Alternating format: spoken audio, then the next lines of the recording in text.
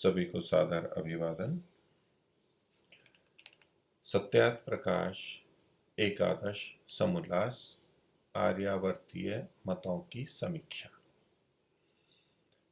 आज हम 23वीं कक्षा प्रारंभ कर रहे हैं। मेरी पुस्तक में पृष्ठ संख्या 376 परोपकारी सभा अजमेर 39वां संस्करण। आप अपने यहाँ पर देख सकते हैं, मूर्ति पूजा का विषय चल रहा है। उसमें महर्षि ने 14-15 दोष दिखाने के बाद में फिर पंचायतन पूजा का प्रसंग प्रारंभ किया था। प्रश्नकर्ता ने पूछा और फिर महर्षि ने बहुत सारे वचन संस्कृत वाले दिए हैं, जिसमें अंत में पूज्यो देववत पति ही, पूज्यो देववत पति ही ये लिखा हुआ है। तो हमने इनको देखा था, इनके संस्कृत के भाग को देखा था, और इसका जो महर्षि ने हिंदी में अर्थ किया है वो अब आज देखेंगे और उसके आगे चलेंगे।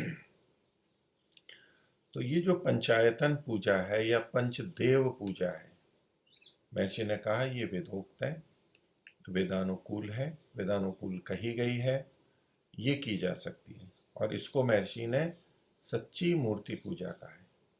वो जड़ की मूर्ति पूजा थी, ये चेतन की मूर्ति पूजा है, चेतन मूर्तियों की पूजा है, ये सच्ची पूजा है। ये पंचायतन पूजा परंपरा से प्रचलित थी, बाद में वो विभिन्न जड़ वस्तुओं, जड़ मूर्तियों के प्रसंग में घटा दी गई, उसका महर्षि ने निषेध किया है। तो देखिए 5 कौन है। तो प्रथम माता, मूर्तिमती पूजनीया देवता। तो पुल्लिंग होता है तो मूर्तिमान कहते हैं, स्त्रीलिंग है तो मूर्तिमती। तो माता जो है वो मूर्तिमती पूजनीय देवता होती है, पूजनीय देवता होती है। तो माता की मूर्ति होती है, यानी अब मूर्ति का मतलब वो प्रतिमा नहीं लेना है जो किसी पत्थर से या धातु से बनी होती है। ये हमारा शरीर, ये मूर्तिमान, हम मूर्तिमान है, यानी ये शरीर मूर्तिमान है, दिखाई देता है, छू सकते हैं, ये इसकी मूर्ति है। इसका एक अपना रूप और स्पर्श होते हुए एक परिमाण है, इसका आकार प्रकार है। तो ये माता मूर्तिमती पूजनीय देवता क्यों है ये? अर्थात संतानों से तन मन धन से, देवता संतानों से तन मन धन से व सेवा करके माता को प्रसन्न रखना, हिंसा अर्थात ताड़ना कभी न करना। तो पूजनीय देवता है तो संतानों को क्या करना चाहिए? तन मन धन से और सेवा करके माता को प्रसन्न रखना चाहिए। तो विभिन्न प्रकारों से जितना हो सके माता की प्रसन्नता रखनी चाहिए। और हिंसा अर्थात ताड़ना कभी ना करना, माता को कभी मारना, उसकी ताड़ना करना, ये नहीं होना चाहिए। दूसरा पिता, सत्कर्तव्य देव, अच्छे कर्म करने योग्य ये देव है, उसकी भी माता के समान सेवा करनी चाहिए, सेवा करनी। तो माता और पिता ये प्रथम देवता है। माता प्रथम हो गई और पिता दूसरा देवता हो गया, प्रथम 2 देवता हो गए 5 में से। ये मूर्तिमान देवता है। जो चेतन देवता है वो परमात्मा है और उसकी निराकार की उपासना करनी चाहिए, ये तो प्रतिपादित हो ही गया। लेकिन जो मूर्तिमान देवता हैं जिनकी हमें पूजा सत्कार करना है, उसमें माता और पिता ये 2 हो गए। तीसरा आचार्य, जो विद्या का देने वाला, उसकी तन मन से सेवा करनी। तो विद्यार्थी प्राचीन परंपरा के अनुसार गुरुकुल में जाकर के आचार्य के पास रहता है, गुरुकुल में रहता है, और वहीं उसका खाना पीना शिक्षा आदि होती है। तो वहाँ वो तन और मन से सेवा करता है, मन से अच्छी भावना रखता है गुरु आचार्य के प्रति, और शरीर से जितना हो सकता है उतनी सेवा करता है। आचार्य वहाँ पर उनके निवास की व्यवस्था करता है, उनको शिक्षा देता है, भोजन आदि की व्यवस्था समाज की सहायता से होती है। तो यहाँ विद्यार्थी के लिए केवल तन और मन लिखा है, धन नहीं लिखा है। पीछे देखेंगे माता के प्रसंग में, पिता के प्रसंग में तन मन धन वो पिता पर भी लागू होता है। तो वहाँ धन भी अपेक्षित है और करना चाहिए, लेकिन गुरुकुल में विद्यार्थी से धन न लिया जाकर समाज या राष्ट्र या व्यवस्था से होता है, और दान दक्षिणा जो आती है उससे होता है। क्योंकि विद्यार्थी ये शिक्षा को वैदिक काल में व्यापार या धन से दूर रखा गया है कि इसके आधार पर भिन्नता नहीं हो, प्रत्येक को अपनी योग्यता के अनुसार शिक्षा मिले, जैसी रुचि क्षमता योग्यता है उसके अनुसार शिक्षा मिले, शिक्षा का समान अवसर रहे, कि माता पिता के पास पैसे नहीं है या कम है उसके आधार पर कोई शिक्षा से वंचित ना हो। क्योंकि किसी भी परिवार में, किसी भी वर्ण के परिवार में जन्म लेकर के भी कोई व्यक्ति अपने योग्यता कर्मों के अनुसार आगे बढ़ सकता है, किसी भी वर्ण में वो जा सकता है, किसी भी तरह का कार्य सीख सकता है अपनी आजीविका के लिए, समाज सेवा के लिए, अपनी उन्नति के लिए। तो यहाँ धन शब्द नहीं है। और सत्यार्थ प्रकाश का जो मूल प्रति है, पांडुलिपि है मूल प्रति, उसमें भी धन शब्द नहीं है। लेकिन उसके बाद में जो मुद्रण प्रतिलिपि हुई प्रेस में जाने से पहले, प्रेस कॉपी बोलते हैं, मुद्रण प्रति बोलते हैं, उसमें लेखक ने, लिखने वाले ने तन मन के साथ धन भी लिख दिया और फिर वो आगे चला। तो मूल प्रति में यहाँ धन शब्द नहीं है। तो महर्षि ने सोच के कुछ ऐसा किया होगा कि विद्यार्थी को वहां धन की चिंता नहीं करनी है कि मेरे को गुरु को धन देना है, धन ला करके देना है। हाँ, उस समय में विद्यार्थी भिक्षा के लिए जब जाते हैं, गांव से कहीं से भिक्षा को लेकर के आते हैं, अन्न लेके, भोजन लेके आते हैं, वो आचार्य को दे देते हैं। आचार्य उसमें से अपना भोजन ग्रहण करता है और बाकी शिष्यों को दे देता है, वो आपस में बांट लेते हैं और वहां पर वो भोजन कर लेते हैं। तो इसी तरह से अन्य व्यवस्थाओं में भी विद्यार्थी जो भी लाएगा वो आचार्य के पास लाएगा, आचार्य अपना जितना आवश्यक है उतना लेके और बाकी सब विद्यार्थियों के लिए करता है।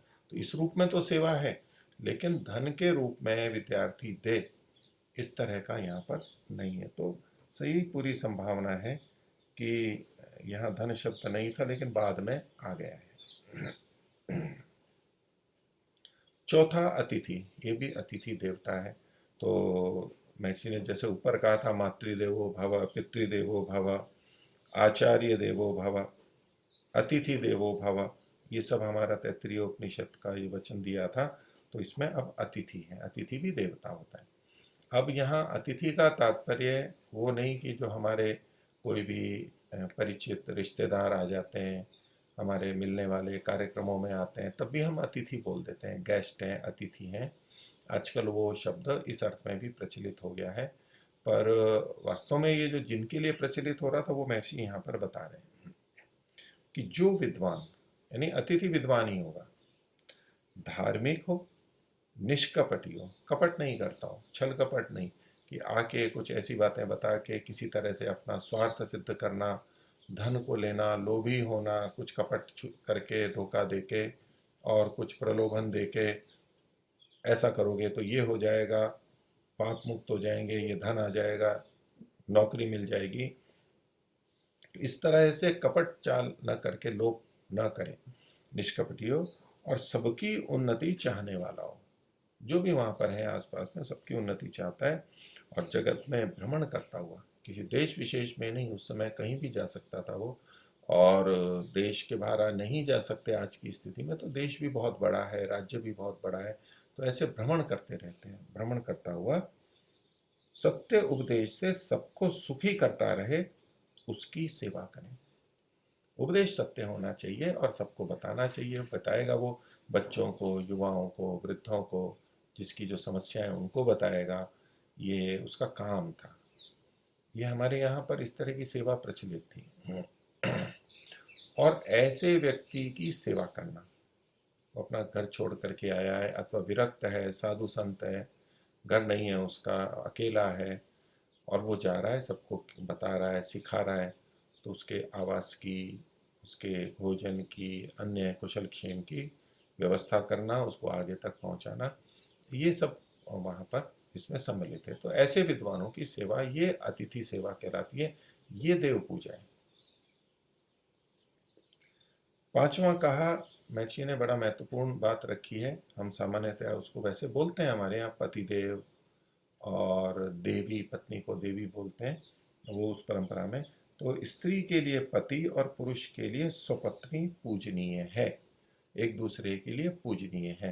तो न केवल समान रूप से व्यवहार और एक दूसरे का सत्कार, ये भी बहुत अच्छी बात है, इतना भी करें, क्योंकि ये भी नहीं हो पाता है, अहंकार आ जाता है, एक दूसरे को बड़ा मानते हैं अपने को दूसरे को छोटा मानते हैं, और फिर पक्षपात और अन्याय अत्याचार, वो तो एकदम निकृष्ट कोटि का हो गया। तो यदि समान व्यवहार करते हैं और एक दूसरे का ध्यान रखते हैं, वो भी बहुत अच्छा है। लेकिन यहाँ तो उसको पूजनीय, सत्कार के योग्य, विशेष आदर के योग्य माना गया है। दोनों को एक दूसरे के लिए, दोनों एक दूसरे के लिए समर्पित होते हैं, एक दूसरे के लिए कार्य करते हैं, निकट रहते हैं, इसलिए वो देव के तुल्य होते हैं, विश्वास के योग्य होते हैं, परस्पर विश्वास होता है, प्रेम होता है, और बहुत अधिक सहयोग एक दूसरे का होता है। तो इस रूप में वो देव हो गए, तो वो पूजनीय हो गए। तो दोनों के लिए परस्पर, पति के लिए पत्नी और पत्नी के लिए पति पूजनीय होता है। अब यहाँ महर्षि की जो वाक्य रचना है उस पर ध्यान देते हैं कि स्त्री के लिए पति, यहाँ तो है पति शब्द, और पुरुष के लिए है स्वपत्नी। तो ये स्व शब्द जो है, यहाँ पत्नी के साथ तो स्वपत्नी आ गया और पति के साथ में स्व शब्द का प्रयोग नहीं किया।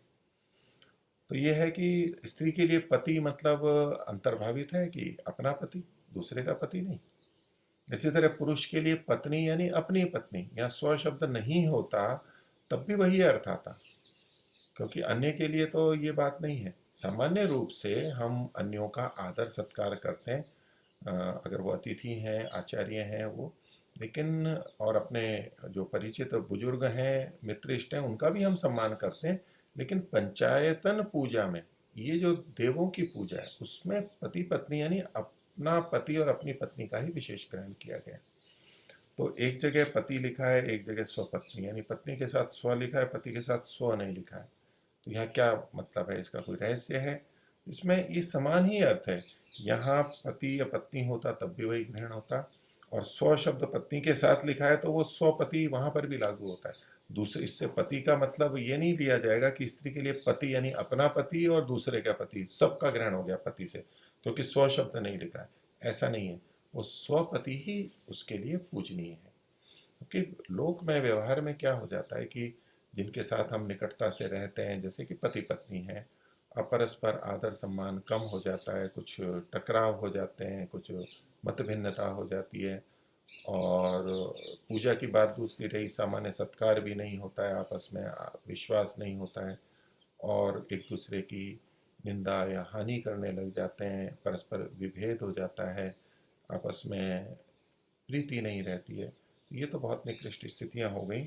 लेकिन यहाँ हम आपस में ये स्थिति बन जाती है, जो कि साथ साथ रहते हैं, लेकिन दूसरों का बड़ा आदर करते हैं। जब कोई आता है व्यक्ति, उसके लिए जैसा आदर सत्कार करते हैं, जो कभी कभी आते हैं उनके लिए तो बहुत हम करते हैं, जो परिचित हो, मित्र हो, आते हैं। हाँ, उनके साथ भी लंबा रहना पड़े तो वहाँ भी वो स्थिति बन जाएगी, बन सकती है। लेकिन जिसके साथ हम इतने लंबे समय साथ रहते हैं और वचन दिया, हमने विवाह संस्कार किया, विवाह करके और फिर साथ साथ रह रहे हैं, तो वो आपस में एक दूसरे के लिए देव के तुल्य हैं। तो ये जो 5 देव हैं, इनको कहा। तो आगे कहते हैं ये 5 मूर्तिमान देव, 5 मूर्तिमान हैं, ये इस तरह की मूर्ति पूजा स्वीकार्य है। चेतन की मूर्ति, चेतन मूर्तियों की, मूर्तिमान या मूर्तिमती की पूजा ये स्वीकार्य है। तो ये 5 मूर्तिमान देव जिनके संग से मनुष्य देह की उत्पत्ति, तो ये माता पिता हो गए। पालन, ये माता पिता के लिए साथ में आ गया। सत्य शिक्षा, ये गुरुजनों के लिए आ गया। विद्या और सत्योपदेश की प्राप्ति होती है, विद्या भी मिलती है और सत्योपदेश मिलता है। यही परमेश्वर की प्राप्ति होने की सीढ़ियां हैं। ये पांचों देव परमेश्वर की प्राप्ति की सीढ़ियां हैं। अब इसके अंदर यहाँ सत्योपदेश, विद्या आदि ये जो अच्छी बातें लिखी हुई हैं, तो प्राय करके इनको माता पिता के साथ तो जोड़ लेते हैं, भाई उत्पत्ति, पालन और शिक्षा भी हो गई। आचार्य और अतिथि के साथ जोड़ लेते हैं कि भाई वो विद्या और सत्योपदेश देता है। लेकिन पति पत्नी का तो क्या है, वो यहाँ पर नहीं प्रतीत होता है कि यहाँ क्या कहा गया है। तो कुछ भी नहीं कहा है, तो जो कहा गया है, तो पति पत्नी एक दूसरे का पालन करते हैं। तो पति और पत्नी शब्द का ही ये मतलब है कि वो पालन करने वाले होते हैं, एक दूसरे का पालन करते हैं, एक दूसरे का ध्यान रखते हैं, और एक दूसरे में की सहायता करते हुए अपने जीवन को आगे बढ़ाते हैं। एक दूसरे को, एक दूसरे पर विश्वास रहता है कि मेरे को कुछ होगा तो ये सहायक है या सहायिका है, और ऐसे करते हैं। ये जीवन तो कठिनाई वाला है, कुछ ना कुछ ऊंचा नीच होती है, रुग्णता आती है, मानसिक स्थितियाँ बदल सकती हैं, कुछ घटनाएं ऐसी होती हैं बाहर की अंदर की, तो उस सब में एक दूसरे को सहायता देना, तो ये आपस में पालन भी करते हैं, एक दूसरे को शिक्षा भी देते हैं, एक दूसरे को सिखाते भी हैं।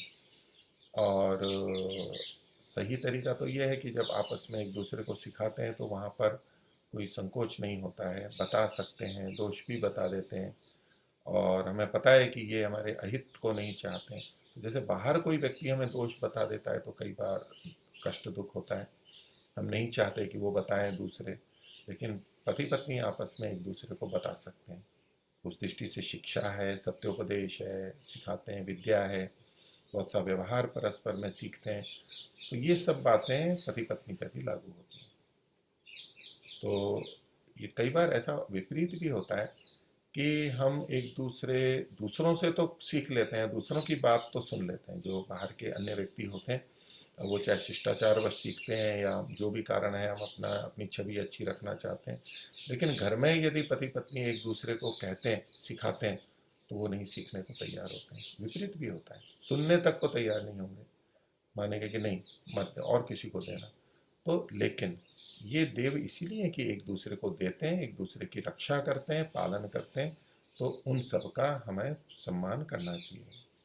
महर्षि आगे कहते हैं कि वे ही परमेश्वर की प्राप्ति होने की सीढ़ियां हैं।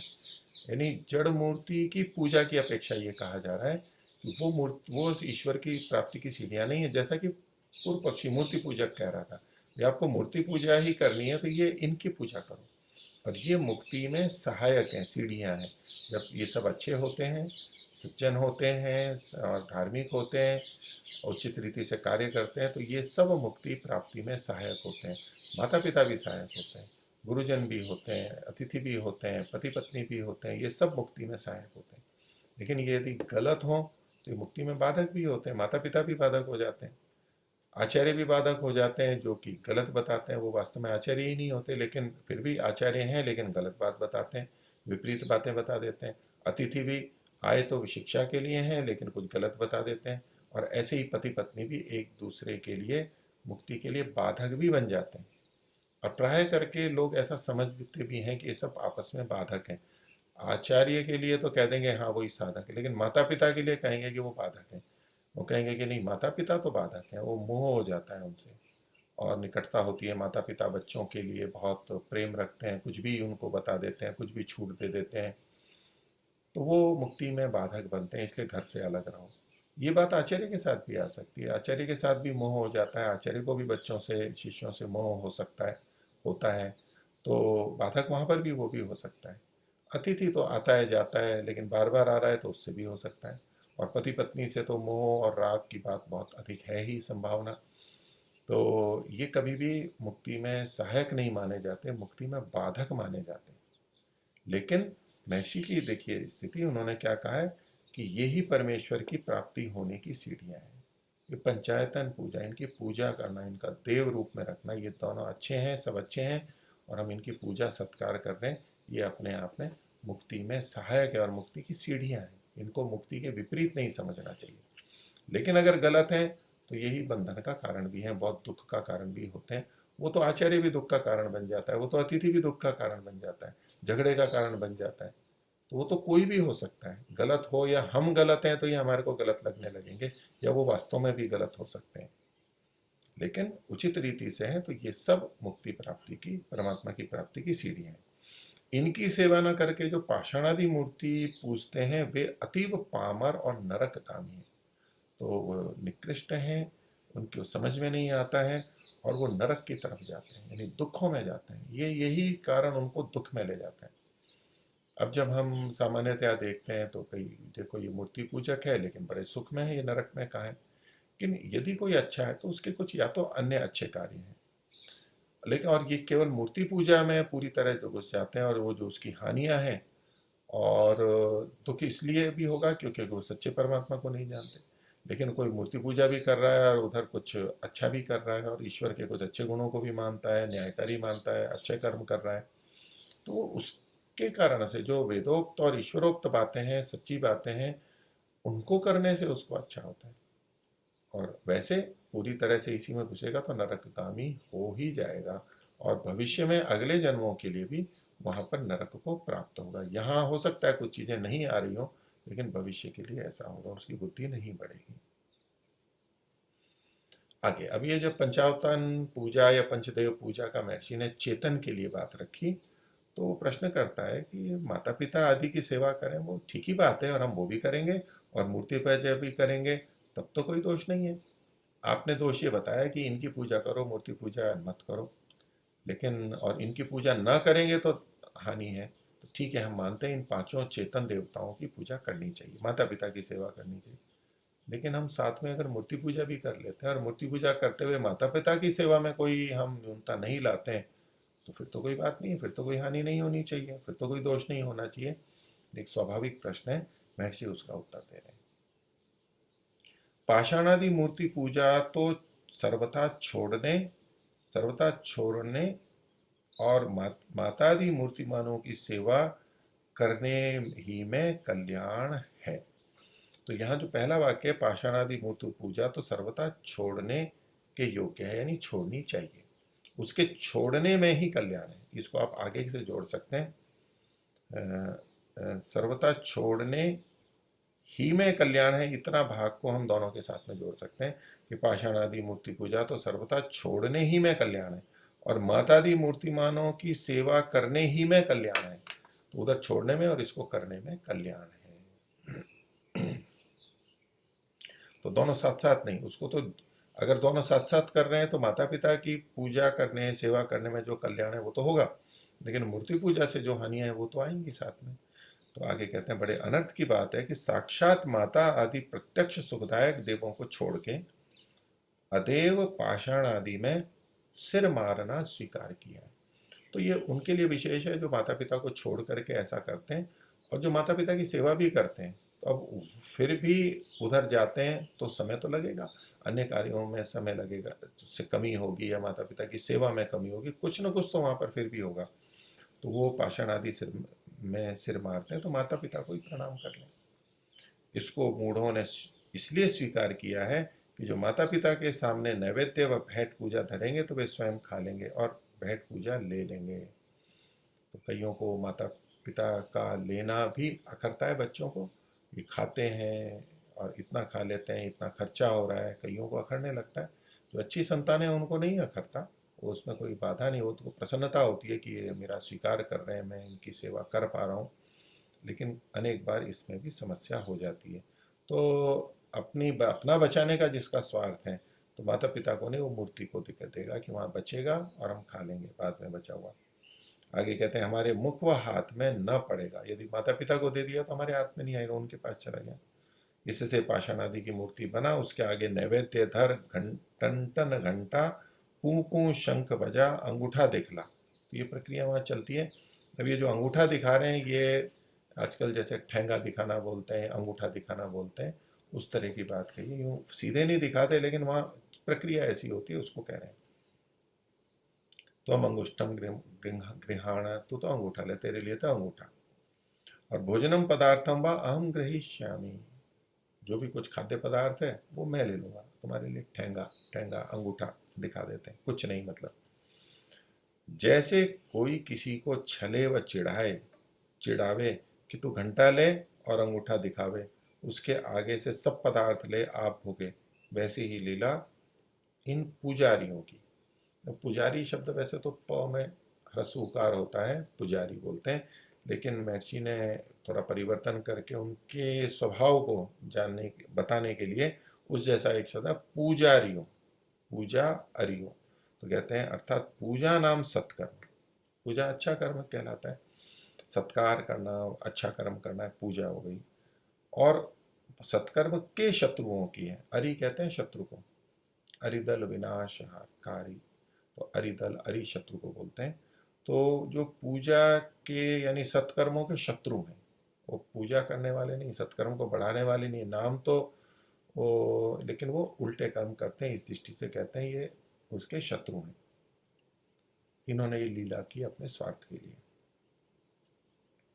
और मूढ़ों को, जो अपनी बुद्धि नहीं चलाते और आंख बंद करके करते हैं, इसमें कुछ विचार नहीं करते, इसमें बड़े अच्छे अच्छे लोग भी फंसे हुए रहते हैं, वैसे बहुत बुद्धि है, विज्ञान की है, अन्य कार्य करते हैं, लेकिन यहाँ आकर के आंख बंद कर लेते हैं और बस जो वो कहे वो मान लेते हैं, वहां कुछ भी ननुनच नहीं करते, ऐसे भी होते हैं। तो इस क्षेत्र में मूड हो जाते हैं। मूढ़ों को चटक मटक चलक छलक दिखा करके, चमक दमक दिखा के, मूर्तियों को बना ठना आप वेश्या भड़ुआ व ठगों के तुल्य बन ठग के। तो जैसे वेश्याएं ठगती हैं, भड़वे ठगते हैं और दूसरे ठग होते हैं कि जितना ज्यादा पैसा होता है वो निकालना चाहते हैं अधिक से अधिक। ठगों के तुल्य बन ठन के बिचारे के तुल्य बन ठन के बेचारे निर्बुद्धि अनाथों का माल मार के मौज करते हैं। अनाथ होते हैं कई जने, उनका कोई सहारा नहीं होता, वो कुछ सहारा खोजने इन मंदिरों या मूर्तियों के सामने जाते हैं और बुद्धि होती नहीं है, उनको समझ है नहीं और ठगे जाते हैं। ये उनका माल मार लेते हैं। वहाँ उनको ये संकोच नहीं होता, कुछ भी ले लेते हैं, कितना भी धरा लेते हैं। बस उनको अपना लगता है कैसे भी हो मैं ले लूँ, और वो व्यक्ति भी समझ नहीं पा रहा है और दे देता है। और फिर ये माल मार के मौज करते हैं। वो बेचारा व्यक्ति कैसे आया है, निर्धन है, क्या खा रहा है, क्या पी रहा है, बच्चों के लिए चिकित्सा के पैसे नहीं है, शिक्षा के पैसे नहीं है, लेकिन फिर भी इधर चढ़ाता है और ये आराम से गुलछटे उड़ाते हैं, तो मौज मारते हैं। महर्षि आगे कहते हैं इसका क्या इलाज है। बोले जो कोई धार्मिक राजा होता तो ये धार्मिक राजा का कर्तव्य भी बनता है इस तरह की बातों को रोकना। कहीं भी कोई ठगी है, गलत कार्य हो रहा है, अंधविश्वास है, उसको रोकने का काम भी राजा का है, क्योंकि व्यक्ति सब जने नहीं रोक पाते। व्यक्तियों को भी इसके लिए कार्य करना है, लेकिन राजा का भी ये कर्तव्य बनता है। और कोई ऐसा धंधा चला रहा है तो राजा को क्या करना चाहिए। तो जो कोई धार्मिक राजा होता तो इन पाषाण प्रियों को पत्थर तोड़ने, बनाने और घर रचने आदि कामों में लगा के खाने पीने को देता, निर्वाह कराता। अब इनको पाषाण प्रिय था, क्योंकि पाषाण की पूजा करते हैं, पाषाण की पूजा के लिए बोलते हैं। ये जो पुजारी हैं, पोप हैं, तो इनको पाषाण प्रिय का। अच्छा, पाषाणी प्रिय है तो चलो तुम्हारे को पाषाण के कार्यों में लगाते हैं। तो पत्थर को तोड़ने मेहनत का काम है, उसको बनाने, घर रचने के कामों में लगा के और उनको खाने पीने को देता, उनकी आजीविका करता, उनका निर्वाह कराता, लेकिन मेहनत करके कराता। तो ये तो एक वैसे है कि भाई पाषाण प्रिय है तो चलो पत्थरों में लगा दो, यानी कुल अभिप्राय है कि उनको कार्य में लगाना, उनको कार्य देना, इस कार्य से रोकना, उनको सही रास्ता दिखाना। आगे कहते हैं, प्रश्नकर्ता बात को रख रहा है कि मूर्ति पूजा का कोई ना कोई लाभ वो बता रहे हैं, जड़ मूर्ति पूजा का। अब देखिए, पीछे चेतन मूर्ति पूजा का तो विधान हमने देख लिया। तो कोई कहे हमारे को सामान्य भाषा में, हम ऐसा कर सकते हैं कभी, तो क्या आप मूर्ति पूजा करते हो? तो बोले हाँ करते हैं। नहीं, हमने तो सुना था कि वैदिक धर्मी आर्य समाजी मूर्ति पूजा नहीं करते हैं। बोले नहीं करते हैं। अब दूसरे भी आश्चर्य करेंगे जिन्होंने ये प्रसंग नहीं पढ़ा हुआ है, तो कहेंगे अच्छा कब से मूर्ति पूजा करने लग गए? बोले नहीं, मैं तो करता हूँ। कौन से मंदिर जाते हो? बोले कहीं नहीं, मैं चेतन मूर्तियों की पूजा करता हूँ। उसका विधान है शास्त्र में, उसका विधान वेद में है, महर्षि ने लिखा है। तो एक जो बात आ जाती है, और कई बार कहते हैं भाई ये मूर्ति पूजा नहीं करते, मूर्ति पूजा नहीं करते। तो मूर्ति पूजा का तात्पर्य जहाँ निषेध किया जाता है, मतलब जड़ मूर्ति की पूजा नहीं करते, उसको ईश्वर मान के पूजा नहीं करते। लेकिन अगर पूरी तरह कहें तो नहीं, हम भी मूर्ति पूजा करते हैं, हम चेतनों की मूर्ति पूजा करते हैं, ये हम कह सकते हैं, कोई विरुद्ध बात नहीं है। पर आज हमारे यहाँ भी मूर्ति पूजा इतना निकृष्ट शब्द हो गया है, निंदित शब्द हो गया है, कि अगर हम यूँ कहेंगे तो बड़ा विचित्र लगेगा कि अच्छा मूर्ति पूजा करते हो। और कहते हैं कि जो मूर्ति पूजा करता है वो आर्य समाजी वैदिक धर्मी हो ही नहीं सकता है। लेकिन ये मूर्ति पूजा महर्षि ने बताई है, चेतनों की मूर्ति पूजा कर सकते हैं। प्रश्न है, जैसे स्त्री आदि की पाषाणादि मूर्ति देखने से कामोत्पत्ति होती है, स्त्री का जैसा शरीर होता है उस तरह का कोई शरीर या श्रृंगार युक्त तो वहां बनाया गया हो, तो उस तरह के विचार व्यक्ति के मन में आ जाते हैं, कामोत्पत्ति हो जाती है। वैसे वीतराग शांत की मूर्ति देखने से, तो वीतराग जिसको कोई राग नहीं है, राग जिसका बीत गया है, तो ऐसी मूर्ति कैसे होगी? शांत बैठा है, वो ध्यान में बैठा है, बिल्कुल सादे वस्त्रों के अंदर है अथवा निर्वस्त्र है इत्यादि, साधु संतों के वेश में है, उसमें जो मूर्ति है उसको देखने से वैराग्य और शांति की प्राप्ति क्यों ना होगी? तो बोले इतना तो लाभ होगा। तो वैसे तो मूर्तियां दोनों तरह की बनाई जाती हैं। पीछे जो प्रसंग आया था कि जैनियों ने जो मूर्तियां बनाई वो श्रृंगार रहित हैं, साधना वाली हैं, शांत हैं। और इन्होंने पौराणिक पोपों ने, वो तो जैनी पोप थे, ये पौराणिक पोपों ने तो श्रृंगार वाली बनाई है, इस तरह की बनाई है। तो श्रृंगार वाली से चलो फिर भी मन में कुछ आता हो, लेकिन जो शांत वीतराग मूर्तियां हैं उससे तो मन में शांति का भाव आता है। और हम लोक में देखते भी हैं, हम भी अनुभव कर सकते हैं कि ऐसी कोई प्रतिमा हो, कुछ हो तो बड़ा लगता है। ऐसा कोई चित्र देखें, जैसे हम महर्षि दयानंद का देखते हैं या अन्यों का देखते हैं, उससे भी हमारे को होता है, दूसरों का देखते हैं तो उससे एक भाव तो मन में आ जाता है। तो फिर तो मूर्ति पूजा ठीक है, ऐसा कर लेना चाहिए, उससे ये लाभ है। उसका उत्तर महर्षि दयानंद दे रहे हैं। तो बोले नहीं हो सकती, ऐसा नहीं हो सकता है। क्यों नहीं हो सकता? क्योंकि वह मूर्ति के जड़त्व धर्म आत्मा में आने से विचार शक्ति घट जाती है। ये जड़त्व धर्म पीछे भी महर्षि ने कहा था, 14वां दोष। हमने उस विषय में कैसे हो सकता है वो विस्तार से बात रखी थी। तो जड़त्व के धर्म आत्मा में आने से विचार शक्ति घट जाती है, बढ़ेगी नहीं। और जबकि विवेक के बिना न वैराग्य, और वैराग्य के बिना विज्ञान, विज्ञान के बिना शांति नहीं होती है। तो देखिए, दो शब्द इन्होंने कहे थे, एक तो वैराग्य और दूसरा शांति। तो वैराग्य बिना विवेक के नहीं हो सकता है। और जिसकी जड़ पूजा से विचार शक्ति घट गई है उसमें विवेक नहीं होगा, विवेक की न्यूनता हो जाएगी। और विवेक की न्यूनता हुई तो उसको वैराग्य नहीं हो सकता। ये एक तात्कालिक देख करके मन में भाव आ जाएगा, जैसे कि शमशान वैराग्य की बात है, वो तो एक अलग बात है।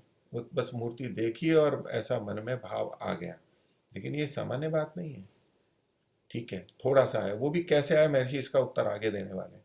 लेकिन मूर्ति की पूजा करना और मूर्ति से ही सब कुछ करना तो उससे नहीं आने वाला है ये।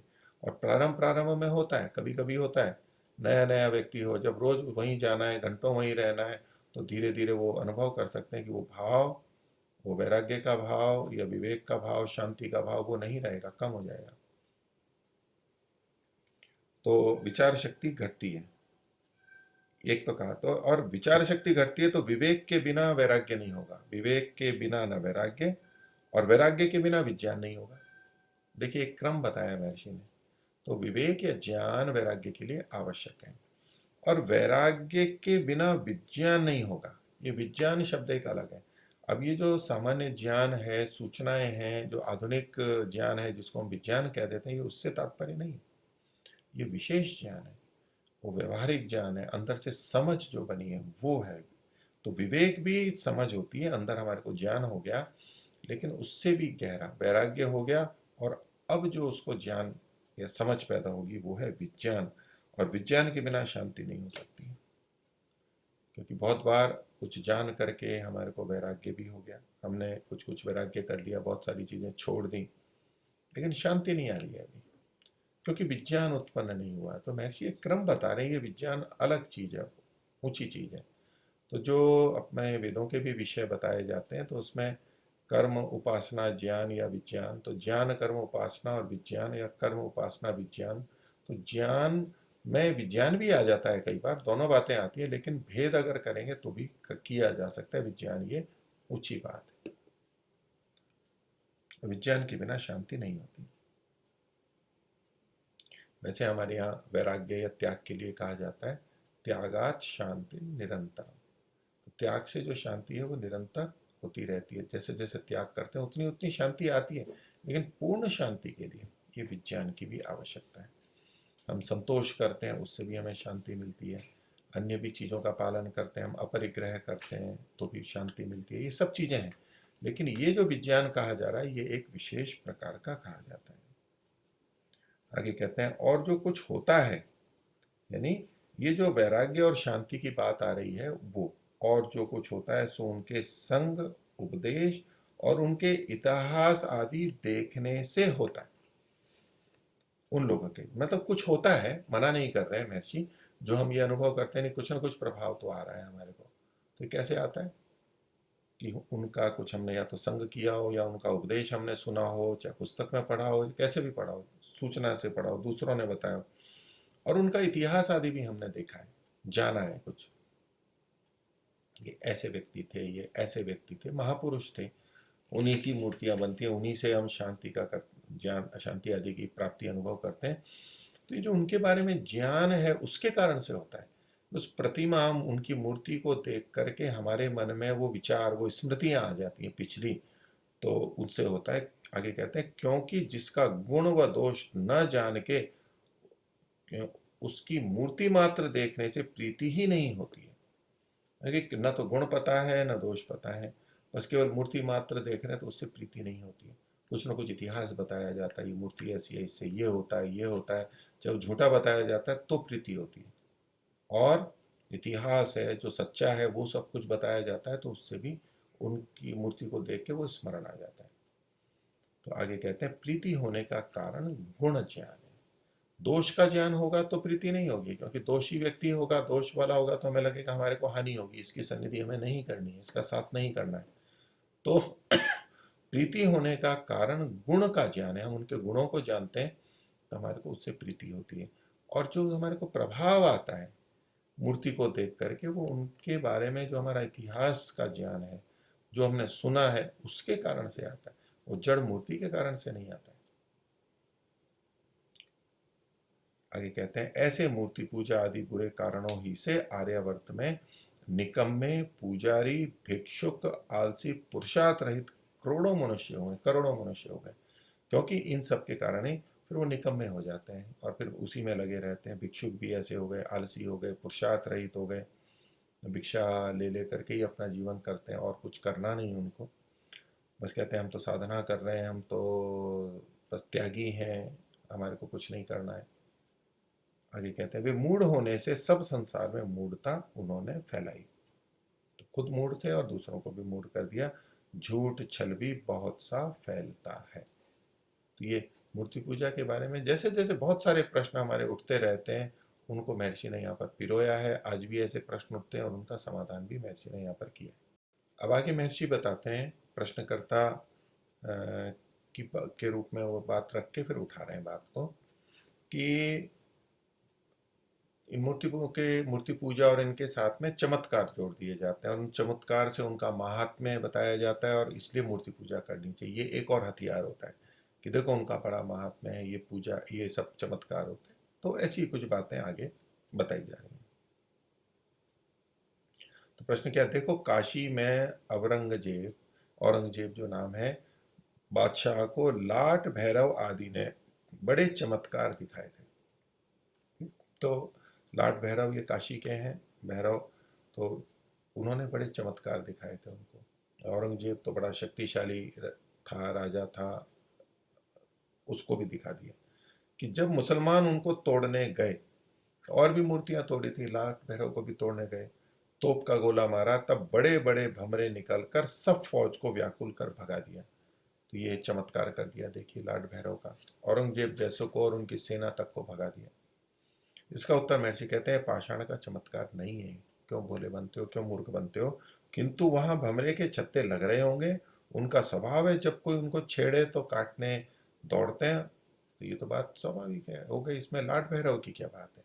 लेकिन जब व्यक्ति की आंख बंद होती है और भक्ति में, यानी अंधश्रद्धा, अंध भक्ति में चला जाता है, तो इसी तरह से सोचता रहता है कि कुछ भी हो गया तो वो चमत्कार मानते हैं, क्योंकि उसको बड़प्पन दिखाई देता है देवता का, मूर्ति का, मंदिर का।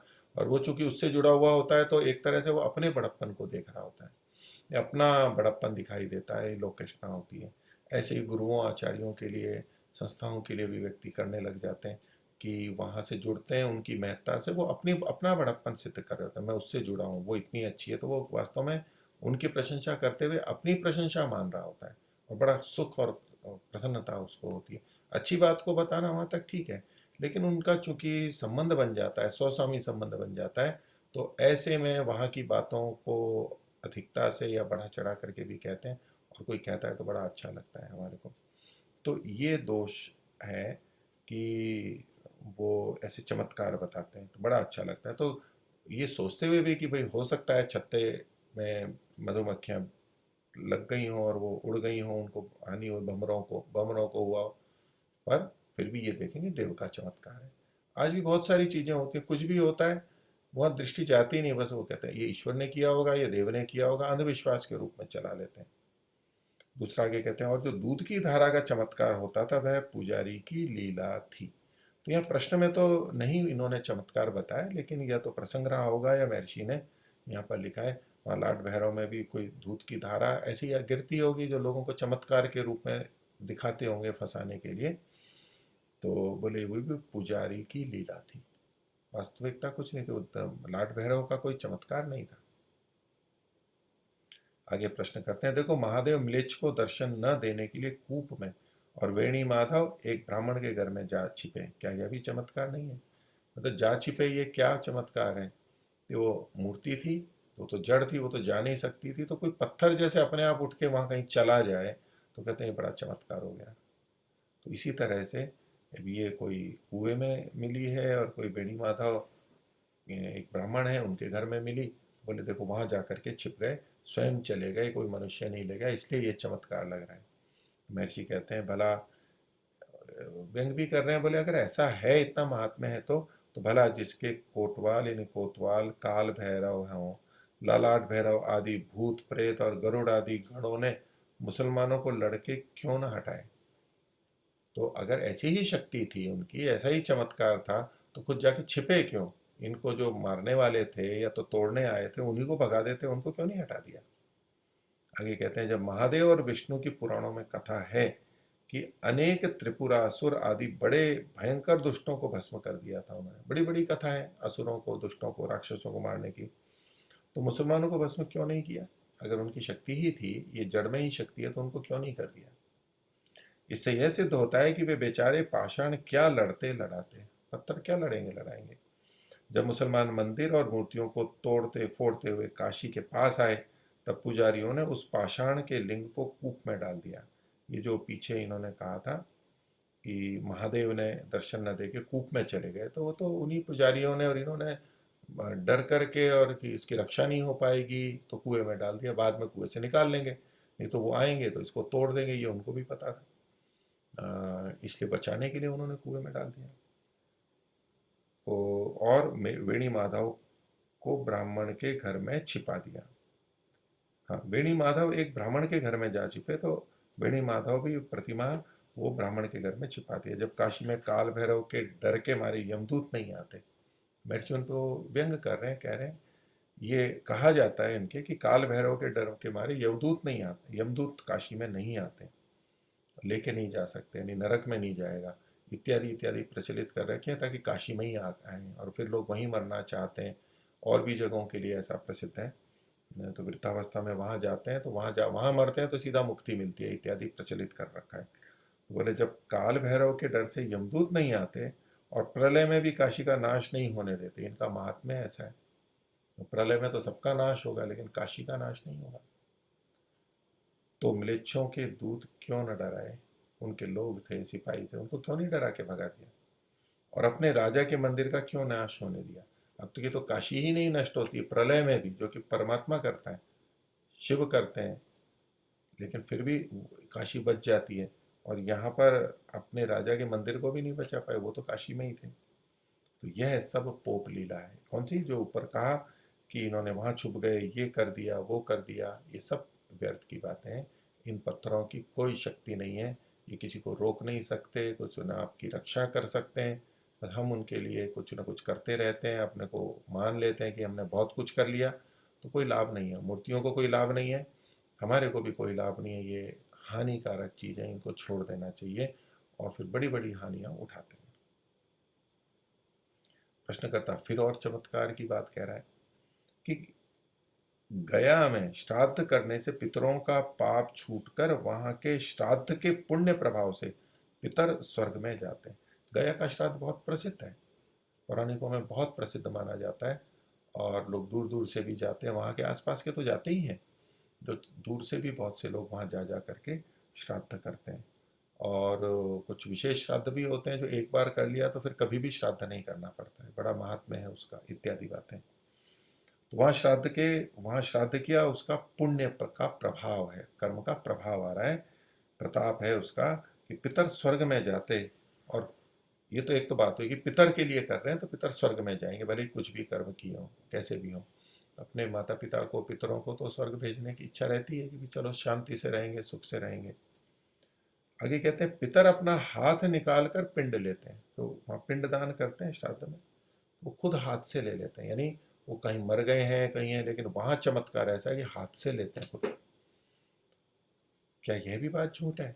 लोगों ने प्रसिद्ध कर रखा है ऐसा हुआ, लेते हैं, करते हैं। तो महर्षि कहते हैं कि सर्वथा झूठी है ये बात। वहां जो पिंड देने का वही प्रभाव है, वही प्रभाव है, यानी पुण्य प्रभाव है, जो पीछे प्रश्नकर्ता ने किया था महात्म्य बताते हुए। यदि पुण्य प्रभाव है तो जिन पंडों को पितरों के सुख के लिए लाखों रुपए देते हैं, बहुत धन देते हैं, वो आंख के अंडे और अंधे और गांठ के पूरे, गांठ जिनकी भरी हुई है, बहुत पैसा है, वो लोग ऐसा करते हैं। सामान्य जनता तो नहीं कर पाती, वो भी देखते हैं, मुंह देख के तिलक लगाते हैं, तो कम है तो कम लेते हैं, लेकिन उसकी जितनी सामर्थ्य है उसको भी बढ़ा चढ़ा के जितना अधिक ले सकते हैं लेने का प्रयास करते हैं। और उन्हें पता है कि हमें निर्धन के सामने लाखों रुपए का बोल दिया तो वो तो दे नहीं सकता है, तो सब विधान कर रखे हैं कि वो भी कुछ ना कुछ दे के जाए। आपके लिए ये है, आपके लिए ये है, आपका इतने में करवा देंगे, चलो आप गरीब हो, आप पे होता तो इतने में है, लेकिन आपके लिए हम ऐसा कर देंगे, इत्यादि इत्यादि बातें वो लोग करते रहते हैं। तो जो वहां पिंड देने का वही प्रभाव है, तो जिन पंडों को पितरों के सुख के लिए लाखों रुपए देते हैं, उनका व्यय गया वाले वैश्यागमन आदि पाप में करते हैं। वह पाप क्यों नहीं छूटता है उनका? गलत कार्य करते हैं, पुण्य का प्रभाव है तो गलत कार्य भी तो छूट जाने चाहिए। पुण्य का प्रभाव ये नहीं कि गलत कार्य का जो पाप लगता है वो छूट जाए, पुण्य गलत कार्य भी तो छूटने चाहिए। अगर इतना ही प्रभाव था तो ये जो गया वाले वैश्यागमन आदि करते हैं, क्योंकि उनके पास इतना पैसा बिना मेहनत का आ रहा है, ऐसे ही उड़ाते हैं और आता जाता है, तो व्यर्थ के कामों में और लौकिक दृष्टियों में, ये लौकिक सुखों में ये ऐसा हानिकारक कार्य करते हैं, तो वह पाप क्यों नहीं छूट जाता? और हाथ निकलना आज तक कहीं नहीं दिखता है, कहीं भी जाओ हाथ कभी भी नहीं दिखता है बिना पंडों के हाथों के। पंडे ही वहां पर कर देते हैं कुछ न कुछ, ऐसी धोखाधड़ी या कपट करते हैं, लोगों को लगता है ये हमारे पितरों के हाथ है, वो पंडों के हाथ ही होते हैं। यहाँ यह कि कभी किसी धूर्त ने पृथ्वी में गुफा खोदकर उसमें एक मनुष्य बैठाया होगा, और वहां जो पिंड रखते हैं तो नीचे से हाथ निकाल लिया, उसके मुख पर कुश बिछाकर पिंड दिया हो, बिछा दिया है, लगा कि जैसे यहाँ बैठे हुए हैं, आसन वासन है, व्यक्ति को बुला लिया, पिंडदान करते हैं लोग, यहाँ बैठ के करो, नीचे से उसने हाथ निकाल लिया, उस मनुष्य ने उठा लिया होगा, तो किसी आंख के अंधे गांठ के पूरे को ठगा हो तो आश्चर्य नहीं है, ये तो हो सकता है। वैसे ही बैजनाथ को रावण लाया था, यह भी मिथ्या बात है। तो गया वाली बात तो ये पहले हो चुकी, ये साथ में बैजनाथ की बात भी यहाँ रावण से जोड़ करके लिखी है। प्रश्नकर्ता ने ऐसा नहीं लिखा, लेकिन ऐसा प्रचलन में है, तो यहाँ पर ये वाक्य भी आया है।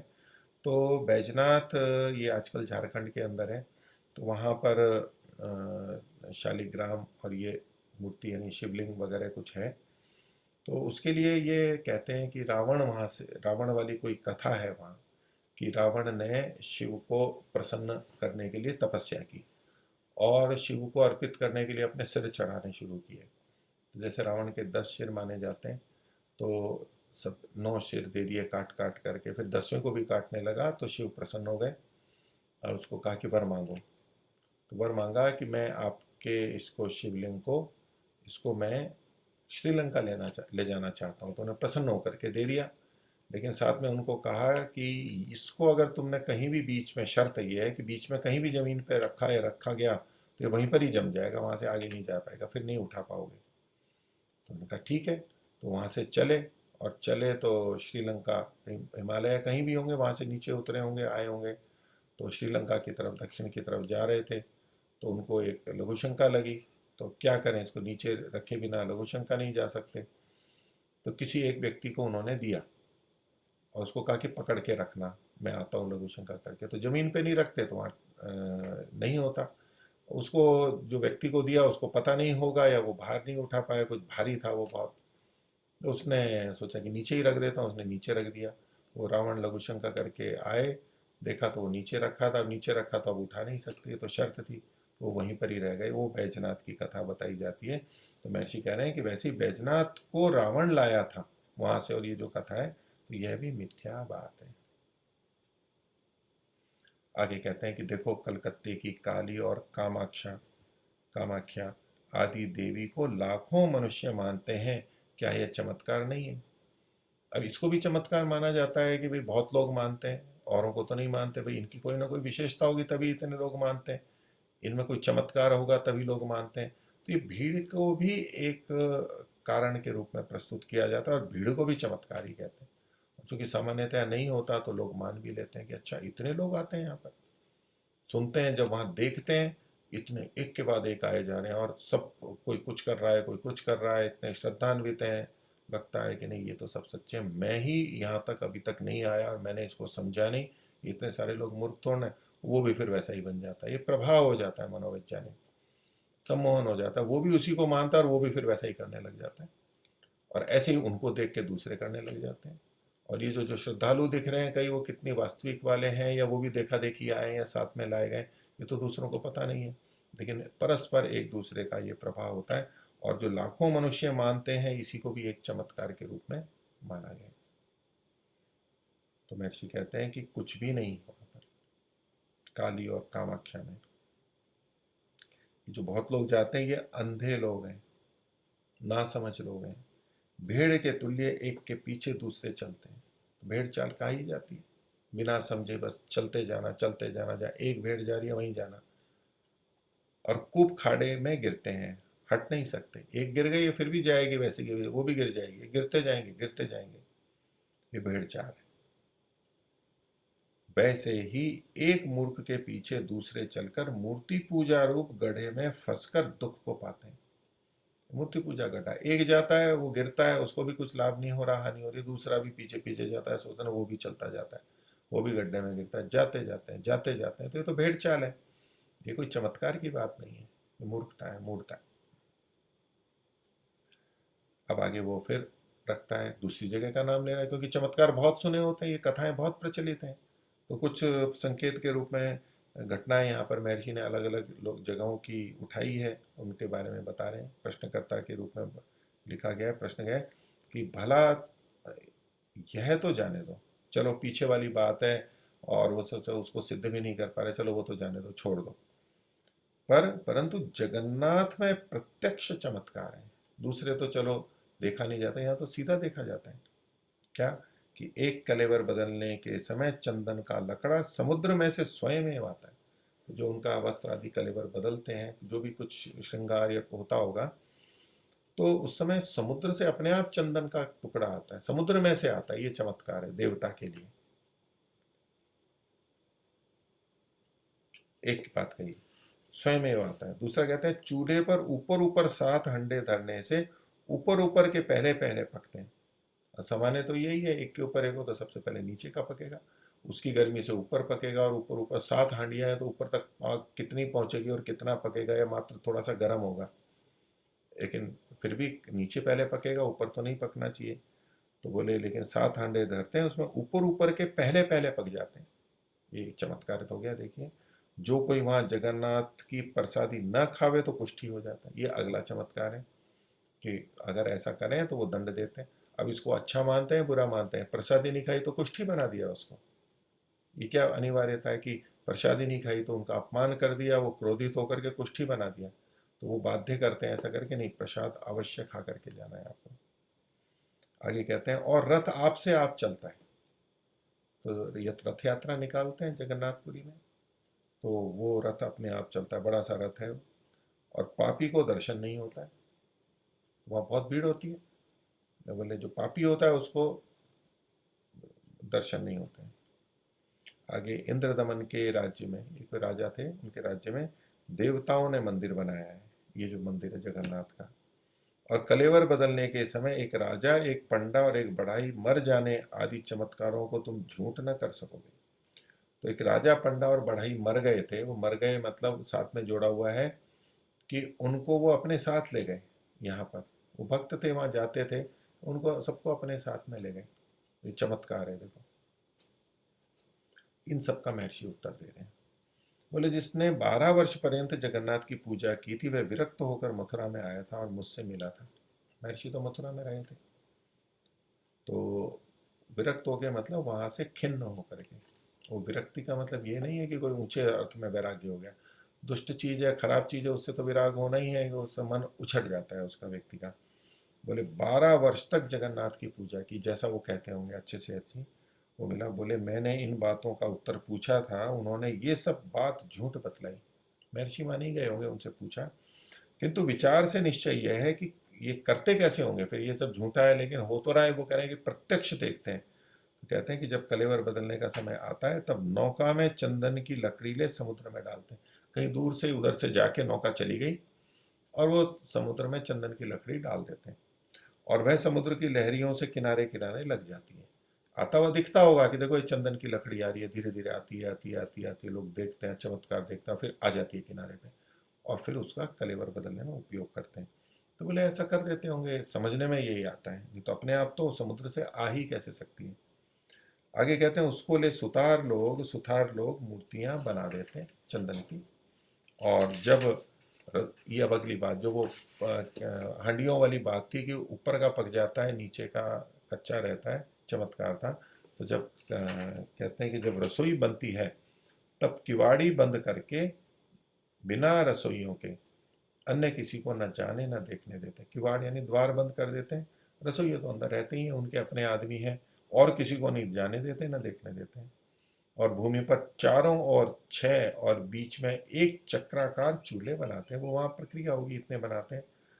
और उन हांडों के नीचे घी मट्टी और राख लगाकर 6 चूल्हों में पर चावल चूड़ा पका उनके तले मांझकर उस बीच के हांडी में उसी समय चावल डाल 6 चूल्हों के मुख लोहे के तवों से बंद कर दर्शन करने वालों को जो कि धनाढ्य हो बुला के दिखाते हैं। अब ये अंदर क्या करते हैं, वो कह रहे हैं कि चूंकि 7 हांडियां थी, तो महर्षि ये कह रहे हैं कि वहां अंदर उनको पका लेते हैं। बीच की जो हांडी है, बीच की जो हांडी जहाँ रखी है चूल्हा है, उसको तो जलाएंगे नहीं, वहां तो एक कच्ची रखी हुई है अभी। बाकी 6 चूल्हों में मुख बंद करके और वो वहां पका लेते हैं। अब उनको ऊपर रख देते हैं, बाद में उन चूल्हों को बंद कर देते हैं। तो वो जो पके पकाए हैं उनको इस एक चूल्हे पे एक हांडी के ऊपर रख देते हैं, बंद कर देते हैं, और जो चमत्कार दिखाना है उन लोगों को बुलाते हैं, और फिर वो आते हैं, उनसे कहते हैं कि और दिखाते हैं। तो ऊपर ऊपर के हांडों से चावल निकाल चुड़े हुए चावलों को दिखला देते हैं, पके हुए चावलों को, देखो ये पका हुआ है, ये पका हुआ है, पक गया, ये एक के ऊपर एक पका है। और वैसे ऐसे पकेगा नहीं, एक के ऊपर एक रख भी दें तो चारों तरफ पहले से पका लेते हैं। और नीचे का कच्चा चावल जो सबसे नीचे की हांडी का था वो दिखा देते हैं, देखो कितनी विचित्र बात है, नीचे आग जल रही है और ये कच्चा है और ऊपर के पक गए हैं। फिर उनसे कहते हैं कि इस हंडे के लिए कुछ धरो, देखो यहाँ पक नहीं रहा है, देवता के लिए जाने वाला है, प्रसाद के लिए जाने वाला है, इसके लिए कुछ धरो, नहीं तो पूजा आदि अधूरी रहेगी, जो भी कुछ कहते होंगे। और वो लोग फिर धर देते हैं। वो तो प्रतिमा के लिए, भगवान के लिए, उस भाव में कि देखो उनके लिए अच्छा हो, उनके लिए हम कुछ कर रहे हैं, उनके लिए हमें करने का अवसर मिल रहा है। तो ऐसे वो आंख के अंधे गांठ के पूरे, महर्षि बार बार इसको प्रयोग कर रहे हैं कि पैसा है तो वो दे देते हैं, दूसरों को तो ये बुलाएंगे भी नहीं वहां पर। रुपए अशरफी धरते और कोई कोई मासिक भी बांध देते हैं, हर महीने का आपके पास आएगा पैसा। तो ये सब बातें वहां पर होती हैं। तो महर्षि कह रहे हैं कि उनका जो ये कहना है कि अच्छी बातें हैं और ऐसा होता है, वो ठीक नहीं है। और कहते हैं कि वहाँ कैसा होता है, वो नैवेद्य खाने वाली बात कही थी कि शूद्र नीच लोग मंदिर में नैवेद्य लाते हैं, जब वैद्य नैवेद्य हो चुकता है तब वे शूद्र लोग झूठा कर देते हैं। वहाँ की प्रक्रिया ऐसी है, झूठा करते हैं और उसके पश्चात जो कोई रुपया देकर हांडा लेवे तो उसके घर पहुंचा देते हैं। और गरीब गृहस्थ और साधु संतों को लेकर शूद्र और अंत्यज पर्यंत एक पंक्ति में बैठकर झूठा भोजन करते हैं। वहाँ के लिए प्रशंसा कही जाती है कि सब एक साथ बैठते हैं, एक ही खाते हैं, ना कोई ऊंचा है ना नीचा है, सब समानता है, ये करके उसको प्रशंसित किया जाता है। पर महर्षि कह रहे हैं कि ये बात भी ठीक नहीं है, ऐसा नहीं करना चाहिए। क्योंकि वो क्या करते हैं, एक पंक्ति में बैठ झूठा भोजन करते हैं। तो जब वह पंक्ति उठती है, झूठा तो उन्होंने पहले ही कर दिया था, और उसी झूठे भोजन को दूसरे करते हैं। और जब वह पंक्ति उठती है तब उन्हीं पत्तलों पर दूसरों को बैठा देते हैं। नहीं तो एक पत्तल अपने इधर होता है, हट जाती है, थाली हट जाती है, उसी थाली या पत्तल में ही देते हैं और दूसरा भी वहीं आकर के बैठता है। जैसे हम एक आसन पे दूसरा जाके बैठता है, ऐसे वो पत्तलें भी वही रखते हैं, और उसमें झूठा बचा हुआ जैसा भी कुछ है वो रहता है, उसी में दूसरा डाल देते हैं। तो उन्हीं पत्तलों पर दूसरों को बैठाते जाते हैं। तो महा अनाचार है, ये गलत है। तो झूठा है, उससे एक दूसरे को रोग हो सकते हैं, वो हमें सावधानी रखनी चाहिए उन सब स्वास्थ्य आदि की दृष्टि से। इसलिए इसको अशुद्ध माना जाता है, दूसरे के झूठे को। आगे कहते हैं और बहुत से मनुष्य वहां जाकर उनका झूठा न खा के अपने हाथ बनाकर खाकर चले जाते हैं। बहुत से प्रसादी नहीं खाते, उनको भी कुछ भी कुष्ठादि रोग नहीं होते। उन्होंने कहा था कि नैवेद्य नहीं लेंगे, प्रसादी नहीं लेंगे तो कुष्ठ हो जाएगा। डराते हैं कि सब लेवे, पैसा चढ़ाएं, खरीदें। बोले नहीं, बहुत से लोग खुद भी खाते हैं अपना, उस झूठे को नहीं खाते, अपना बनाते हैं, तो उनको तो कुछ नहीं होता। और उस जगन्नाथपुरी में भी बहुत से कुष्ठी हैं, नित्य प्रति झूठ खाने से भी रोग नहीं होता। उधर कुष्ठ रोग काफी होता है, तो जो झूठा खाते हैं उनका भी एक बार नहीं हो तो बार बार खाते हैं वहां पर।